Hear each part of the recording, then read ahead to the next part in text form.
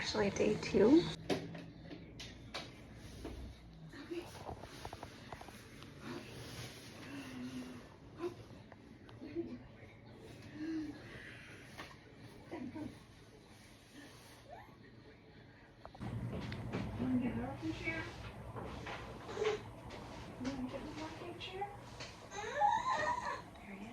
So this means that I have to edit all of the videos that I've taken so far. I wasn't sure if I would ever share that. Yeah. So you'll see the whole story. The months leading up to this. We actually got here, I don't even know, yesterday. We got here yesterday. Really, I don't know if I've ever been so nervous as when I had to walk into this hospital. I was shaking. The whole thing was just so surreal. And so we spent all yesterday with him. The nurses here are incredible. There's Huxley. We've gotten to have Huxley in the room and my mom in the room. They've let us stay, like all of us stay in here pretty long. Huxley can't sleep overnight in here just because they're differing sleep schedules during the night. Means they'd probably be waking each other up. Although I will say, Huxley sleeps right through this one. Crying, screaming, everything is amazing. The policy for the hospital is that no guests after 8, so. But we're able to kind of tap in and out as we need to with the staff here, so that's great. They'll come and sit with baby when we need to get out a little bit, but otherwise we keep the shades down and the lights on, and that's why I'm talking so softly. Keeping everything extra calm and peaceful in here. We'll see, we might get discharged a little early, but that just depends. There's a lot of paperwork to do too, so. Okay, this is a jailbreak. We left the hospital for just a little bit, just because we're in that room a lot, and you have to keep it dark and quiet. And after being in there for, 6, 7, 8, 9, 10, 12, 24, a lot of hours. Okay, so I got self-conscious because we were walking and there's a bunch of people looking. Broke out of the hospital for a little bit, and right down the road, like 0.5 miles, is a Chipotle and an Aldi. And we need a couple of things anyways. And so the plan was we were gonna DoorDash, because right now, you guys haven't been updated at all, but our RV is parked like perfectly at the hospital. And we really don't want to move it, and it's just a pain to drive it around and park places. So our nurses have been incredible. Our daytime nurse just said, hey, like right down the road, walking distance, super easy. It's a beautiful day. You could borrow our wagon and just like go. I'll hold the baby. I'm so excited. Boo, what are you doing? Where's Huxley? Boo!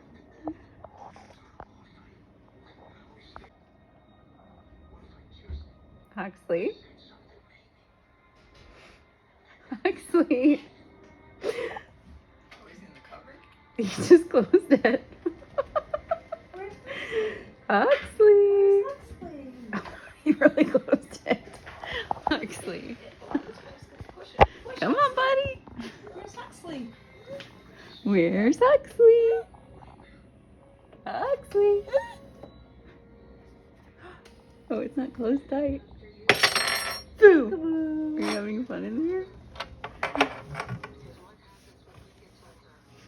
No, you don't want to come out? Okay, sorry. Look at this boy. Day 3, and he is sleeping in his bassinet. Doesn't need to be held. And he just ate pretty good. We're trying to increase it by about more than double what he's been eating because his weight's dropping a bit. But he's doing wonderful. You can open your eyes a little. Yeah, change your diaper. You hate that.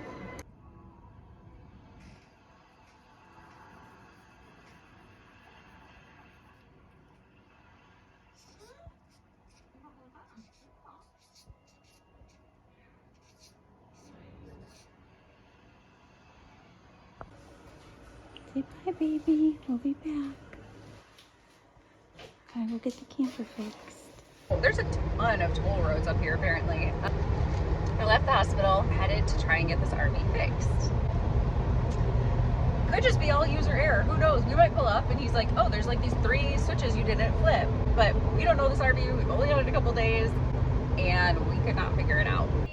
And the biggest thing really is no fridge and freezer. And of course we packed a ton of fridge and freezer stuff and a whole cooler full of breast milk, which thankfully they found room in a freezer there for all of the milk I brought. So huge. But yeah, we found a guy that is just being so awesome and letting us bring the RV in on a Sunday morning to his shop. I might have pleaded a little bit. I'm just like the full situation. And so yeah, he said, come on in, like next day, email me back. Come in, I'll be in the shop, we'll see if we can get it fixed. This person specializes in RVs and building out custom vans. We have the RV parked to the hospital right now. And it's been really convenient, except we really need a hookup. Baby may be cleared today, but can't actually technically leave until tomorrow at the earliest if DCYF gives us permission to leave the hospital with him. If DCYF has gotten everything they need, all the paperwork and stuff in order, and they're assured that we're not going to cross state lines with this baby, we get this fixed. And then we get back to the hospital, because I was telling my mom, like, it feels a little weird to be driving away while he's still there. We're only going 20 minutes, but still, it's all very strange. The feelings are weird. And then my dad and stepmom get here in a few hours, I think. So that's exciting. And then at some point, do you even know what day yet? Have you even made up your mind at all? No? I haven't looked at the flights. Okay, I sent you a link, but mom will fly back at some point. It's a fun update though. We went to Starbucks. I needed some like good coffee. Can you see it? That Oleato, it's amazing. I don't know what inspired me to order it. It was just being advertised everywhere. I guess it's brand new. It's incredible. I just did the venti shaken espresso with oat milk. We're loving it. These people right here are amazing.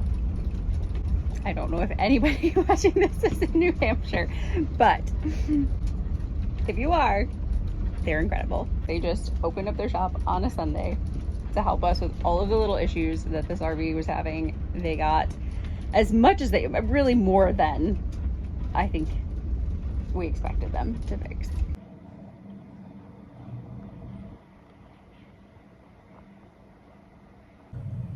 Hello.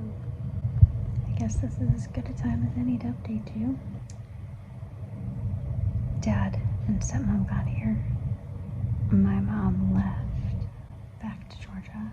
We were finally able to move the camper to the campground. The opening was today. I met with the caseworker from the state today, which I was super nervous about. I don't know why, but I was. And stuff just like started progressing very quickly now. I feel like the lawyers are all like full speed ahead now that we're here, we're settled. It's time to start moving, especially because there was a talk of us being released early, potentially after like 3 days. And then that didn't happen because some test results were back, and then today, which would have been 4 days, and then that didn't happen because his weight dropped more than 10% from his birth weight. So now we're doing all of these special feeding follow-ups and stuff, trying all these tricks and anything we can think of. We'll see if it works. They only weigh him once, and it's basically around like midnight. If we can't get that sorted out, then we may not even be released on the day that we planned on being released. We may be kept here longer, and he could even, like the last nurse threw out the word feeding tube. So that's all very kind of discouraging when like everything else is looking so positive.